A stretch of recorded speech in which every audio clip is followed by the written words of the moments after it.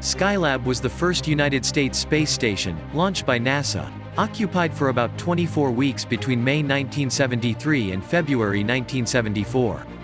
It was operated by three separate three-astronaut crews: Skylab 2, Skylab 3, and Skylab 4. Major operations included an orbital workshop, a solar observatory, Earth observation, and hundreds of experiments. Skylab has a fascination among space professionals and enthusiasts alike, and a book on the engineering and design of this space station has been argued for in blogs and chat rooms for many years.